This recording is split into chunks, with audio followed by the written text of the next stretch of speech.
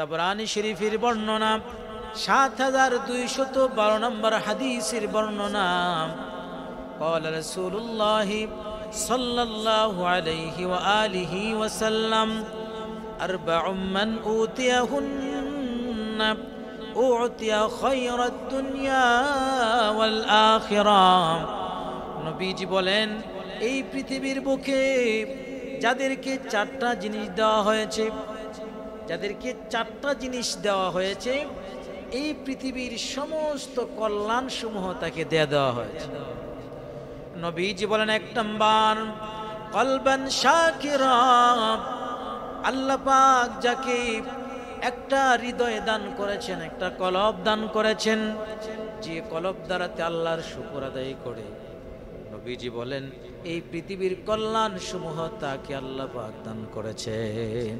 কলবান শাকিরা, এমন অন্তর যে অন্তর দ্বারাতে আল্লাহর কৃতজ্ঞতা আদায় করে, আল্লাহর শুকরিয়া যারা আদায় করে, আল্লাহর কৃতজ্ঞতা যারা আদায় করে, আল্লাহ পাক রব্বুল আলামিন তাদের পুরস্কার সম্পর্কে বলেন, লা ইন শাকারতুম লা আযীদান্নাকুম ওয়া লা ইন কাফারতুম ইন্না আযাবী লাশাদীদ। আল্লাহ পাক রব্বুল আলামিন বলেন, যদি তোমরা আমার নিয়ামতের শুকর আদায় করো, আমি আল্লাহ পাক রব্বুল আলামিন তোমাদের নিয়ামতকে আরো বৃদ্ধি করে দিব। আর যদি আমার না শুকরিয়া করো, আমার যদি অকৃতজ্ঞ হও, ইন্না আযাবী লাশাদীদ, আমার আযাব বড় শক্ত। আল্লাহর আযাব যখন চলে আসে, কোটিপতিকে রাস্তার ভিক্ষুক বানায়া দেন। আল্লাহর গজব যখন কারো উপরে চলে আসে, যত সম্মানের আসনে বসুক না কেন, আল্লাহ পাক রব্বুল আলামিন জিল্লতি দিয়া ক্ষমতা থেকে তাদেরকে নামায়া দেন। এই জন্য কল্যাণ আল্লাহ পাক কাদেরকে দান করেছেন, চিনার আলামত হলো চারটা। এক নাম্বার কলবান শাকিরা, আল্লাহ পাক যাদেরকে এমন কলব দান করেছেন, যেই কলব দ্বারাতে আল্লাহর শুকর আদায় করে, আল্লাহ পাক রব্বুল আলামিন তাদেরকে দুনিয়ার কল্যাণ দান করেছেন। দুই নাম্বার নবীজি বলেন, ওয়ালিসানান যাকিরা, দুই নাম্বার আল্লাহ পাক রব্বুল আলামিন এমন জিহ্বা যাদেরকে দান করেছেন, যেই জিহ্বা দ্বারাতে আল্লাহর জিকির করে, যেই জিহ্বা দ্বারাতে আল্লাহকে স্মরণ করে। লিসানান যাকিরা, আল্লাহকে স্মরণকারী জিহ্বা। আল্লাহ পাক রব্বুল আলামিন পবিত্র কোরআনে কারীমের সূরা বাকারা ২ নম্বর পারা ২ নম্বর পৃষ্ঠার শেষের দিকে আল্লাহ পাক রব্বুল আলামিন বলেন, ফাযকুরুনি আযকুরকুম ওয়াশকুরুলি ওয়ালা তাকফুরুন, তোমরা আমাকে স্মরণ করো, আমি আল্লাহ তোমাদেরকে স্মরণ করব।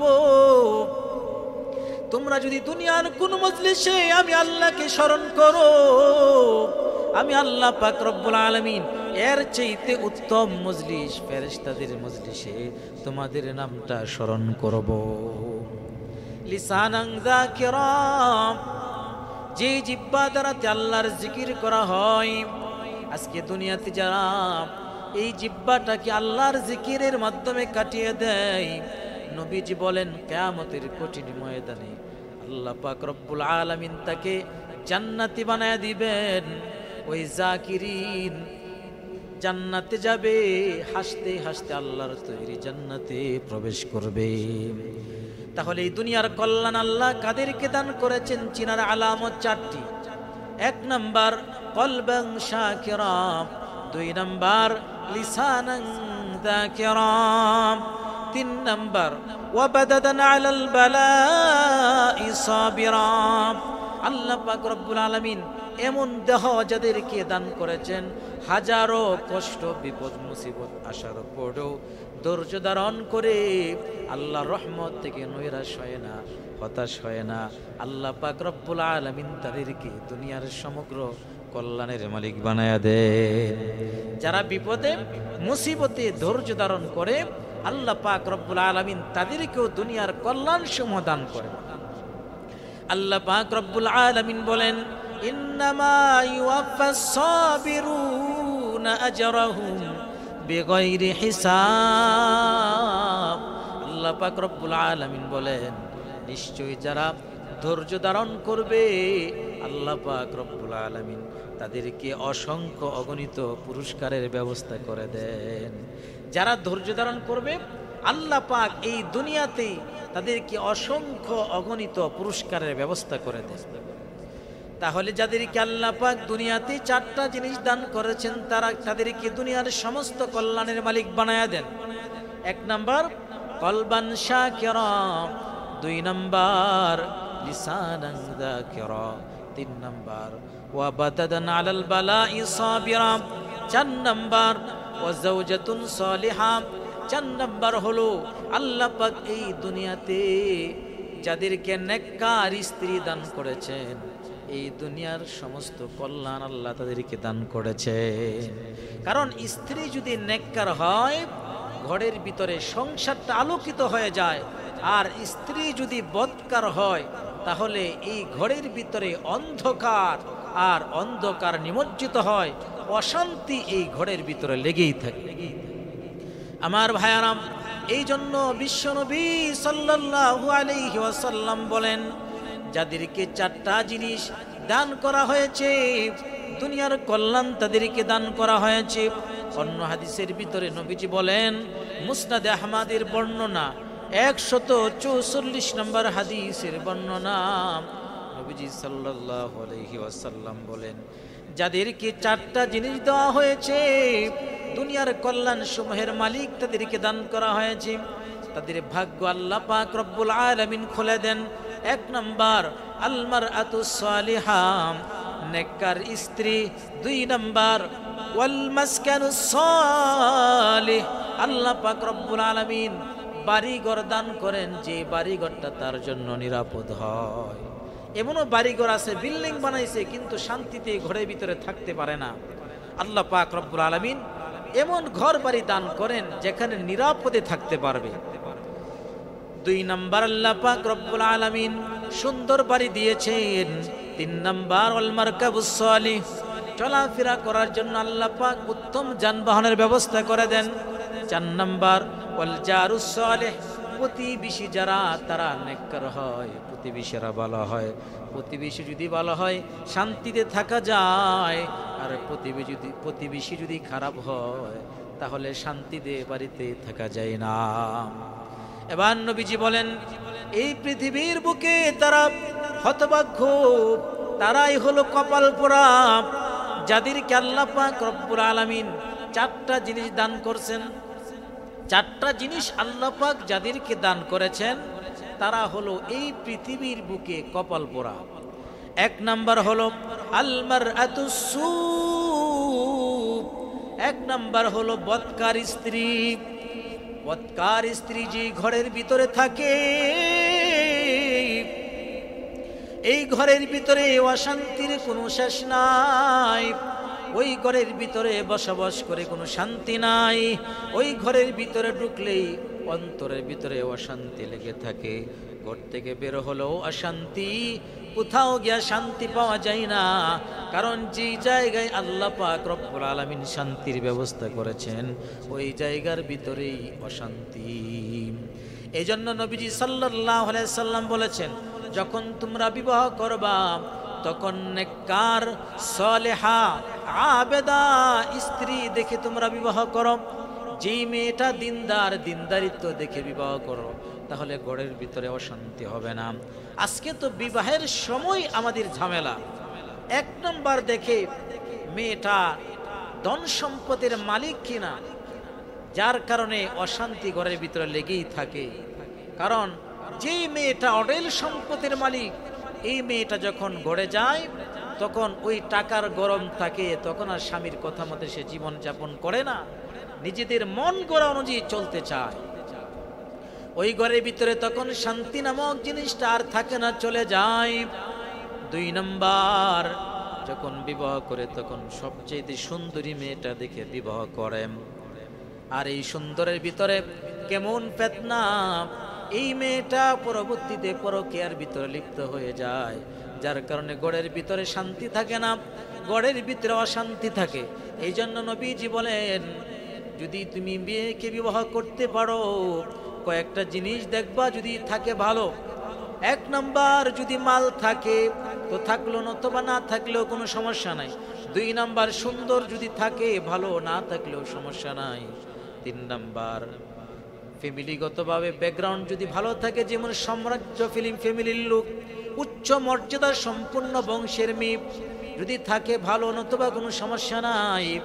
4 নাম্বার হলো সলেহা, দিনদার। দিনদার যদি থাকে বিবাহ করো।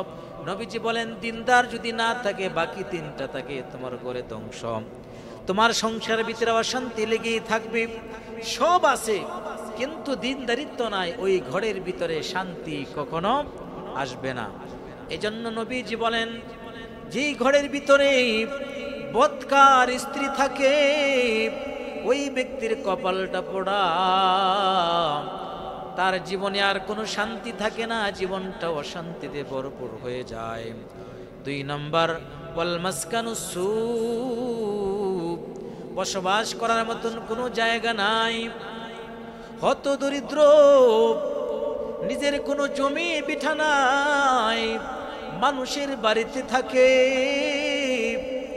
এই জীবনটা তার জন্য অশান্তির জীবন। কারণ কারো কাছে হাত পাতা, কারো জমিনে থাকা, কারো কাছ থেকে সুবিধা গ্রহণ করা, কারো কাছ থেকে সুযোগ সুবিধা গ্রহণ করা, যতই গ্রহণ করবে ততই পরবর্তীতে অশান্তির কারণ হয়ে যায়। তাহলে যার বসবাসের জায়গাটা সুন্দর না হয়, তার কপালের ভিতরে অশান্তি লেগেই থাকে। 3 নাম্বার, ওয়াল মারকাবুস সু, চলাচল করার জন্য কোনো যানবাহন নাই, ভালো কোনো যানবাহনের ব্যবস্থাও নাই, এই ব্যক্তির কপালটাও পোড়া। নবীজি বলেন, ওই ব্যক্তি দুনিয়াতে অশান্তিতে, পরকালে ওই ব্যক্তি অশান্তিতে থাকবে। কেন? দুনিয়াতেও সে সফলতা অর্জন করতে পারে নাই, পরকালেও সে সফল হতে পারবে না। দুনিয়াতে যারা সফল হতে পারবে, পরকালেও তারা সফল হতে পারবে।